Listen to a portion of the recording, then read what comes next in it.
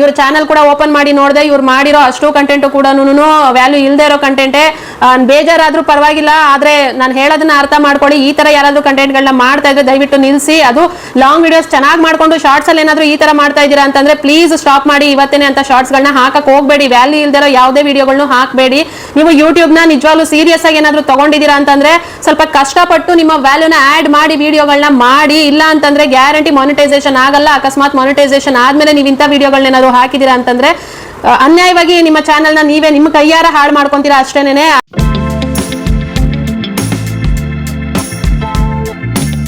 Hi hello, welcome back to my YouTube channel. Thumbnail ನೋಡಿದೆ ಗೊತ್ತಾಗಿರುತ್ತೆ. ಒಬ್ರು ಕಮೆಂಟ್ ಹಾಕಿ ಕೇಳಿದ್ರು, ಹಾಗಾಗಿ ನಾನು ಇವತ್ತು ಈ ವಿಡಿಯೋನ ಮಾಡ್ತಾ ಇರೋದು ಶಾರ್ಟ್ಸ್ ಬಗ್ಗೆ.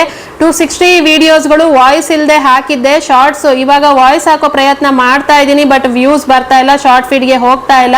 ವಾಯ್ಸ್ ಇಲ್ಲದ ವಿಡಿಯೋ ವ್ಯೂ ಬರುತ್ತೆ, ಅಂದ್ರೆ ಮ್ಯೂಸಿಕ್ ಹಾಕಿರೋ ವಿಡಿಯೋಗೆ ತುಂಬಾ ತೊಂದರೆ ಆಗಿದೆ. ವಿಡಿಯೋ ಮಾಡಿ ಹೇಳಿ ಇದ್ರ ಬಗ್ಗೆ ಅಂತ ಅಂದ್ಬಿಟ್ಟು ಇವ್ರ ಚಾನಲ್ ಕೂಡ ಓಪನ್ ಮಾಡಿ ನೋಡಿದೆ, ಇವ್ರು ಮಾಡಿರೋ ಅಷ್ಟು ಕಂಟೆಂಟ್ ಕೂಡ ವ್ಯಾಲ್ಯೂ ಇಲ್ಲದೆ ಇರೋ ಕಂಟೆಂಟೇ.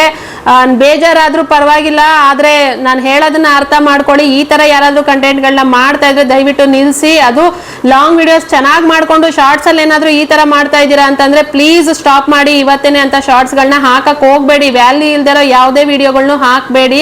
ನೀವು ಯೂಟ್ಯೂಬ್ ನ ನಿಜವಾಗ್ಲೂ ಸೀರಿಯಸ್ ಆಗಿ ಏನಾದ್ರೂ ತಗೊಂಡಿದ್ದೀರಾ ಅಂತಂದ್ರೆ ಸ್ವಲ್ಪ ಕಷ್ಟಪಟ್ಟು ನಿಮ್ಮ ವ್ಯಾಲ್ಯೂನ ಆಡ್ ಮಾಡಿ ವಿಡಿಯೋಗಳನ್ನ ಮಾಡಿ. ಇಲ್ಲ ಅಂತಂದ್ರೆ ಗ್ಯಾರಂಟಿ ಮಾನಿಟೈಸೇಷನ್ ಆಗಲ್ಲ. ಅಕಸ್ಮಾತ್ ಮಾನಿಟೈಸೇಷನ್ ಆದ್ಮೇಲೆ ನೀವು ಇಂಥ ವಿಡಿಯೋಗಳನ್ನ ಏನಾದ್ರು ಹಾಕಿದೀರಾ ಅಂತಂದ್ರೆ ಅನ್ಯಾಯವಾಗಿ ನಿಮ್ಮ ಚಾನೆಲ್ನ ನೀವೇ ನಿಮ್ಮ ಕೈಯಾರ ಹಾಳು ಮಾಡ್ಕೊಂತೀರಾ ಅಷ್ಟೇನೆ. ಅಷ್ಟು ಬಿಟ್ಟು ನಾ ಇನ್ನೇನು ಹೇಳಕ್ಕಾಗಲ್ಲ. ಈ ತರ ಹೇಳಿದಾಗ ಅವ್ರು ಯಾರೋ ಒಬ್ರು ಕಮೆಂಟ್ ಮಾಡಿದ್ರು ಪುಣ್ಯಾತ್ಮರು, ಚಾನಲ್ ಇಲ್ಲ ಅಂತಂದ್ರೆ ದಯವಿಟ್ಟು ವಿಡಿಯೋಗಳನ್ನ ನೋಡಕ್ ಹೋಗ್ಬೇಡಿ. ಚಾನಲ್ ಇದೆ ಅಂತಂದ್ರೆ ನೀವು ಸೀರಿಯಸ್ ಆಗಿ ಯೂಟ್ಯೂಬ್ ನ ತಗೊಂಡಿದ್ದೀರಾ ಅಂತ ಅಂದಾಗ ಮಾತ್ರ ನನ್ನ ವಿಡಿಯೋನ ನೋಡಿ.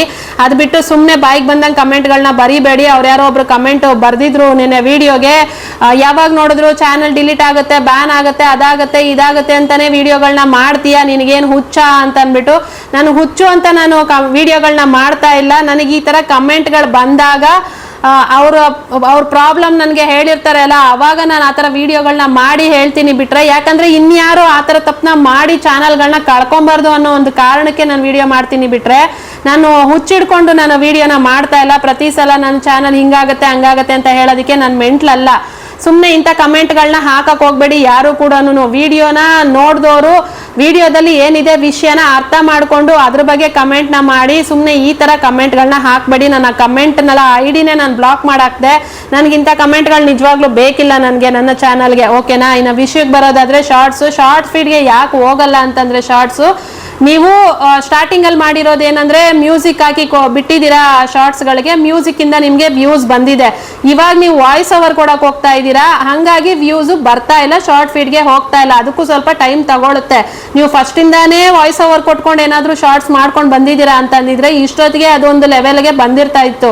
ನೀವು ಸಡನ್ ಆಗಿ ಚೇಂಜ್ ಮಾಡಿದೀರಾ ಅಲ್ವಾ. ನಿಮ್ಮನ್ನ ನೋಡ್ತಾ ಇದ್ದವ್ರು ಇಷ್ಟು ದಿನ ಮ್ಯೂಸಿಕ್ ಆಡ್ ಮಾಡಿದಾಗ ಏನ್ ಜನ ನೋಡ್ತಿದ್ರು, ಅವರು ಈಗ ಸಡನ್ ಆಗಿ ನಿಮ್ಮ ವಾಯ್ಸ್ ನ ಕೇಳಿಸ್ಕೊಬೇಕು ಅಂತಂದ್ರೆ ಅವ್ರಿಗೆ ಸ್ವಲ್ಪ ಕಷ್ಟ ಆಗತ್ತೆ. ಹಾಗಾಗಿ ಅವರು ವಾಯ್ಸ್ ಓವರ್ ಶಾರ್ಟ್ಸ್ ನ ನೋಡ್ತಾ ಇಲ್ಲ, ಸ್ಕಿಪ್ ಮಾಡ್ತಾ ಇದ್ದಾರೆ.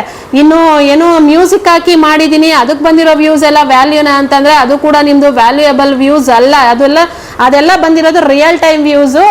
ನಿಮ್ಗೆ ಎಂಗೇಜ್ಡ್ ವ್ಯೂ ಬಂದಿರಲ್ಲ. ನಿಮ್ಗೆ ಮಾನಿಟೈಸೇಷನ್ ಏನಾದ್ರೂ ಶಾರ್ಟ್ಸ್ ಇಂದಾನೆ ಆಗ್ಬೇಕು ಅಂತಿದ್ರೆ ಅದು ಎಂಗೇಜ್ಡ್ ವ್ಯೂ ಬಂದಿದ್ರೆ ಮಾತ್ರ ಶಾರ್ಟ್ಸ್ ಇಂದ ಮಾನಿಟೈಸೇಷನ್ ಆಗುತ್ತೆ. ಅದು ಕೂಡ ಏನು 90 ಡೇಸ್ ಅಲ್ಲಿ 10 ಮಿಲಿಯನ್ ವ್ಯೂ ಬಂದ್ರೆ ಶಾರ್ಟ್ಸ್ ಇಂದ ಮಾನಿಟೈಸೇಷನ್ ಆಗೋದು ತುಂಬಾ ಕಷ್ಟ ಇದೆ. ಯಾಕೆಂದ್ರೆ 90 ಡೇಸ್ ಅಲ್ಲಿ 10 ಮಿಲಿಯನ್ ವ್ಯೂಸ್ ಬರಬೇಕು ಅಂತಂದ್ರೆ ತುಂಬಾ ಕಷ್ಟ ಆಗತ್ತೆ, ಬರಲ್ಲ, ಸಾಮಾನ್ಯವಾಗಿ ಆಗಲ್ಲ ಶಾರ್ಟ್ಸ್ ಇಂದ. ಅಕಸ್ಮಾತ್ ಏನಾದ್ರೂ ನಿಮ್ಗೆ ಬಂದಿತ್ತು ಅಷ್ಟು ವ್ಯೂ ಅಂತಂದ್ರೆ ಅದು ನಿಮ್ಮ ಎಂಗೇಜ್ಡ್ ವ್ಯೂ ಆಗಿದ್ರೆ ಮಾತ್ರ ಕನ್ಸಿಡರ್ ಮಾಡ್ತಾರೆ. ಇಲ್ಲ ಅಂತಂದ್ರೆ ಮಾನಿಟೈಸೇಷನ್ ಆಗಲ್ಲ. ಓಕೆನಾ? ಎಂಗೇಜ್ಡ್ ವ್ಯೂ ಅಂತಂದ್ರೆ ನಿಮ್ಮ ಶಾರ್ಟ್ಸ್ ನ ಇದ್ದು ನೋಡ್ಬೇಕು ಜನ.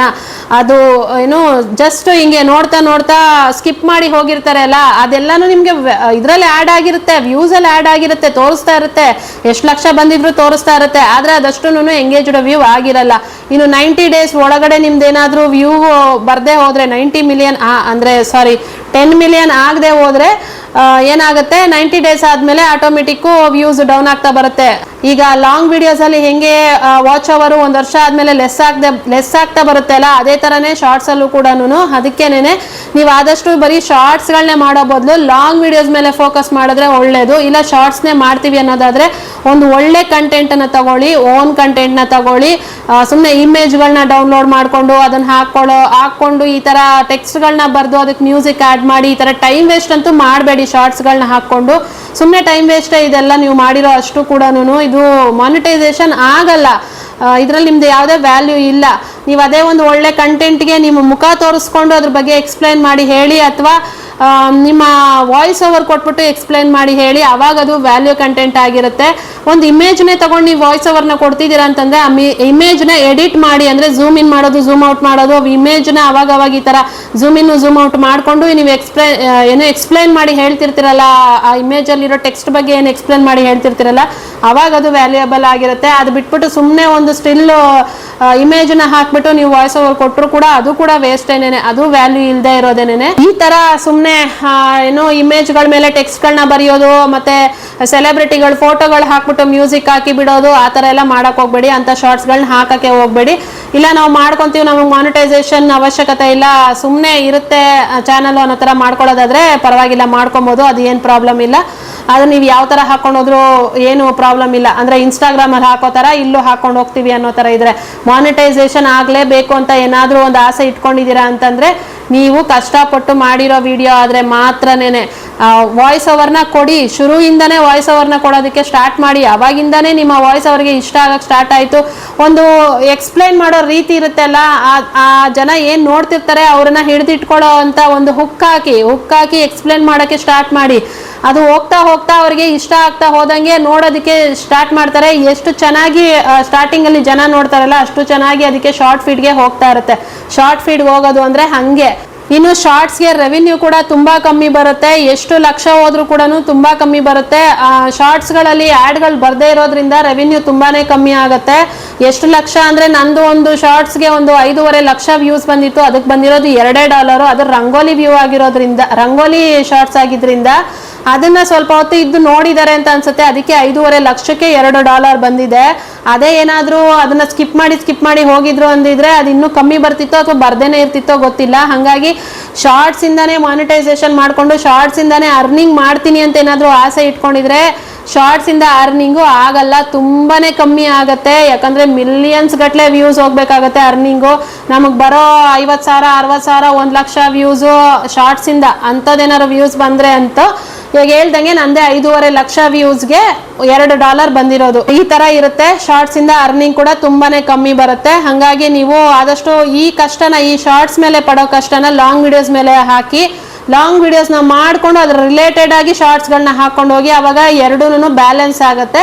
ಎರಡರಲ್ಲೂ ನಿಮ್ಮ ಎಫರ್ಟ್ ಹಾಕಬೇಕು. ಹ್ಯೂಮನ್ ಎಫರ್ಟ್ ಇಲ್ಲದೆ ಇರೋದು ಯಾವುದು ಕೂಡ ವ್ಯಾಲ್ಯೂಯಬಲ್ ಅಲ್ಲ. ನೀವು ಕಾಣಿಸ್ಕೊಬೇಕು, ಕಾಣಿಸ್ಕೊಳಕ್ಕಾಗದೆ ಹೋದ್ರೆ ವಾಯ್ಸ್ ಓವರ್ ಕೊಡಬೇಕು, ಮತ್ತೆ ವಿಡಿಯೋ ಕೂಡ ಚೆನ್ನಾಗಿರ್ಬೇಕು. ಶಾರ್ಟ್ಸ್ಗಳಲ್ಲಿ ನೀವು ವ್ಯಾಲ್ಯೂನ ಆ್ಯಡ್ ಮಾಡಿ ಅಂತ ಹೇಳ್ತೀನಿ ನಾನು. ಸಾಧ್ಯ ಆದಷ್ಟು ವಾಯ್ಸ್ ಓವರ್ ಕೊಡಿ, ಇಲ್ಲ ಫೇಸ್ ಮುಖ ತೋರಿಸ್ಕೊಂಡು ಮಾತಾಡಿ ಶಾರ್ಟ್ಸ್ ಅಲ್ಲಿ. ಅದು ಬಿಟ್ಟು ನೀವು ಇನ್ಯಾವ ತರ ಶಾರ್ಟ್ಸ್ಗಳು ಮಾಡಿದ್ರು ವೇಸ್ಟೇನೆ. ಬೇರೆ ತರ ಅಂದ್ರೆ ಈ ಕುಕ್ಕಿಂಗ್ ನೀವು ಕಾಣಿಸ್ಕೊಂಡು ಮ್ಯೂಸಿಕ್ ಹಾಕಿದ್ರೆ ಓಕೆ, ಅದಕ್ಕೇನು ಪ್ರಾಬ್ಲಮ್ ಇಲ್ಲ. ನೀವು ಕಾಣಿಸ್ಕೊಳ್ದೆ ಜಸ್ಟ್ ನನಗೆ ಹೇಳ್ತಿರೋದು ಇಮೇಜ್ಗಳನ್ನ ಹಾಕೊಂಡು ಅದು ಇದು ಹಾಕೊಂಡು ಮ್ಯೂಸಿಕ್ ಹಾಕ್ತೀರಾ ಅಲ್ವಾ, ಅದ್ರ ಬಗ್ಗೆ ನಾನು ಮಾತಾಡ್ತಾ ಇದ್ದೀನಿ. ನೀವು ಕಾಣಿಸ್ತಾ ಇದ್ದೀರಾ, ನೀವು ಅದ್ರಲ್ಲಿ ಏನೋ ಕೆಲಸ ಮಾಡ್ತಿರ್ತೀರಾ, ಅವಾಗ ಅದಕ್ಕೆ ಮ್ಯೂಸಿಕ್ನ ಹಾಕಿರ್ತೀರಾ ಅಂತಂದ್ರೆ ಅದು ಓಕೆ, ಅದನ್ನ ನಡೆಯುತ್ತೆ, ಅದರಲ್ಲಿ ಏನು ಪ್ರಾಬ್ಲಮ್ ಇಲ್ಲ. ಯಾಕಂದ್ರೆ ನೀವು ಕಾಣಿಸ್ತಿದ್ದೀರಾ, ಅದರಲ್ಲಿ ನಿಮ್ದೇನೋ ಅದ್ರಲ್ಲಿ ಒಂದು ವ್ಯಾಲ್ಯೂ ಇದೆ. ಅದು ಬಿಟ್ಟು ಇನ್ಯಾವ ತರ ಮಾಡಿದ್ರು ಅದು ವೇಸ್ಟ್ ಅಂತ ನಾನು ಹೇಳ್ತೀನಿ. ಓಕೆನಾ? ಯಾವುದೇ ಎಲ್ಲಿಂದನೂ ಇಮೇಜ್ಗಳನ್ನ ವಿಡಿಯೋಗಳನ್ನ ಡೌನ್ಲೋಡ್ ಮಾಡ್ಕೊಂಡು ಹಾಕೋಬೇಡಿ. ಅದೆಲ್ಲನೂ ಇನ್ಅಥೆಂಟಿಕ್ ಕಂಟೆಂಟೇ. ಚಾನಲ್ ಮಾನಿಟೈಸ್ ಆಗಲ್ಲ. ಅಕಸ್ಮಾತ್ ಮಾನಿಟೈಸ್ ಆಗಿದ್ರೆ ಡಿಮಾನಿಟೈಸ್ ಆಗತ್ತೆ. ಓಕೆನಾ? ಇದು ಇವತ್ತಿನ ವಿಷಯ. ಅರ್ಥ ಆಗಿದೆ ಅಂತ ಅನ್ಕೊಂಡಿದೀನಿ. ಅರ್ಥ ಆಗಿದ್ರೆ ಒಳ್ಳೇದು. ಸುಮ್ಮನೆ ಹೆಂಗಂದ್ರೆ ಹಾಗೆ ಕಮೆಂಟ್ಗಳನ್ನಂತೂ ಬರಿಬೇಡಿ ದಯವಿಟ್ಟು. ನಾನು ಇಲ್ಲಿಗೆ ವಿಡಿಯೋನ ಎಂಡ್ ಮಾಡ್ತಾ ಇದ್ದೀನಿ. ವಿಡಿಯೋ ಇಷ್ಟ ಆದ್ರೆ ಲೈಕ್ ಮಾಡೋದನ್ನ ಮರಿಬೇಡಿ. ಹಾಗೆ ನನ್ನ ಚಾನಲ್ಗೆ ಸಬ್ಸ್ಕ್ರೈಬ್ ಮಾಡ್ಕೊಳ್ಳಿ. ಕಮೆಂಟ್ ಮಾಡಿ ಹೇಳಿ ವಿಷಯ ಹೆಂಗ ಅನಿಸ್ತು ಅಂತ ಅನ್ಬಿಟ್ಟು. ನಿಮಗೂ ಏನಾದ್ರೂ ಈ ತರ ಪ್ರಾಬ್ಲಮ್ ಇದ್ರೆ ಕಮೆಂಟ್ ಅಲ್ಲಿ ಹೇಳಿ. ಜೊತೆನಲ್ಲಿ ನೀವು ಈ ತರ ಮಿಸ್ಟೇಕ್ ನ ಮಾಡ್ತಿದ್ರೆ ಸರಿ ಮಾಡ್ಕೊಳ್ಳಿ ಅಂತ ಹೇಳ್ತೀನಿ. ಇನ್ನು ನಾನು ನೆಕ್ಸ್ಟ್ ವಿಡಿಯೋದಲ್ಲಿ ಸಿಗ್ತೀನಿ. ಅಲ್ಲಿ ತನಕ ನಾನು ಮಿಸ್ ಮಾಡ್ಕೊಂತಾರಿ. Thank you so much. Take care. Bye bye.